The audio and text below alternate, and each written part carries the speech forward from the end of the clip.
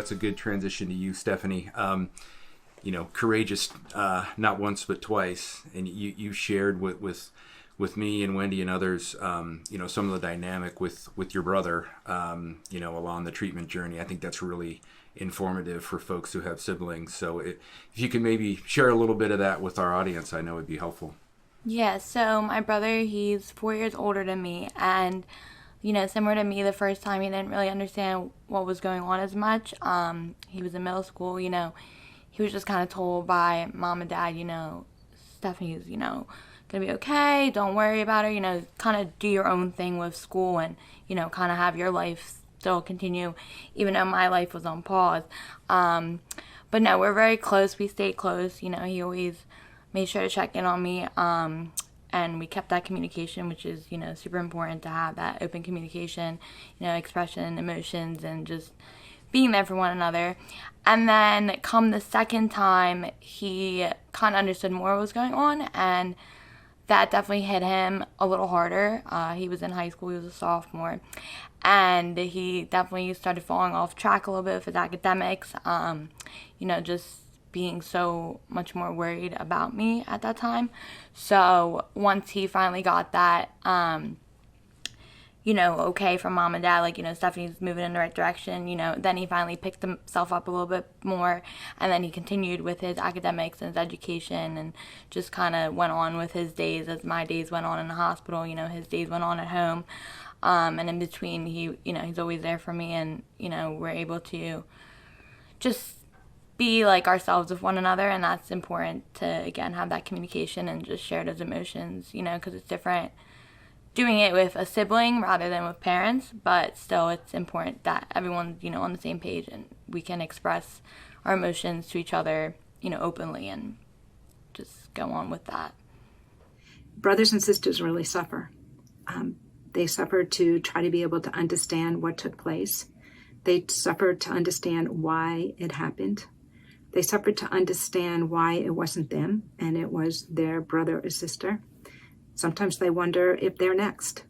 Sometimes they wonder if the parents would love them the same way or treat them the same way, and give up everything if it was them versus the brother or sister who has cancer. So many questions.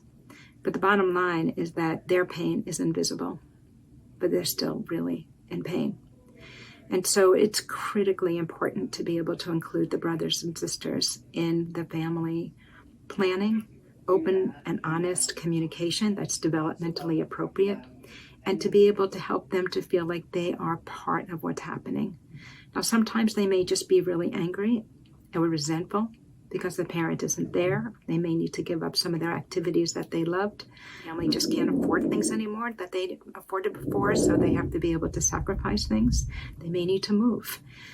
So they could be angry and resentful, but underneath that, the most part, they're just frightened and they feel alone, and they don't feel justified to say they're in pain because look at everything their brother or sister is going through.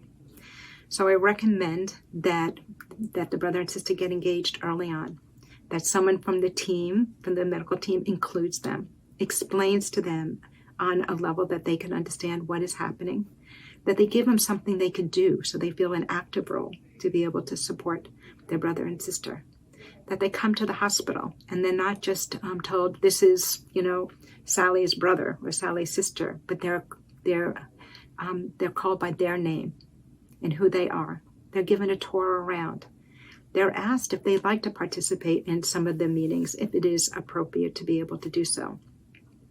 And that they check in with their parents often about how they're doing, because there are wonderful support systems that are available for brothers and sisters. But it's oftentimes they are as stoic as you described.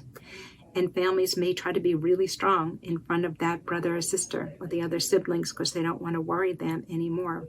So they feel like they can't share their emotions either. Who are they to be able to say they're hurting when all of this is going on for their brothers and sisters? So recognizing that, assessing their needs over time, and to know sometimes they think that they go through this and they do fine, but it doesn't hit them till years down the road when all of a sudden something reminds them of that experience. And again, just like we talked about at time of diagnosis, it could be a a smell or sound, somebody else that's been diagnosed with something similar. And it all comes back to them. I think I told you guys a little bit earlier, sometimes a lot of brothers and sisters go into the healthcare field.